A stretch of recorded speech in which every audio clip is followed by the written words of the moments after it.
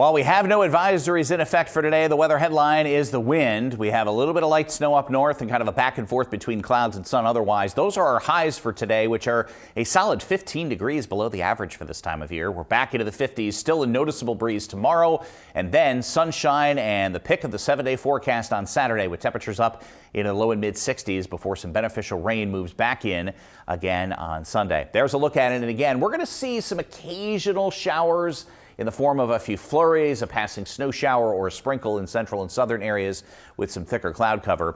The thickest of the cloud cover is up north with occasional light snow, and a few additional inches of accumulation is a possibility there. This entire area of low pressure moves away. Freezing mark to mid 40s today, and as I mentioned, 50s tomorrow, and then up into the lower and mid 60s for highs on Saturday. That will be with sunshine. Looks like the next system could promise anywhere from a ½ inch of rain to maybe 1.5 inches of rain if everything comes together on Sunday, and a warming trend for the middle of next week.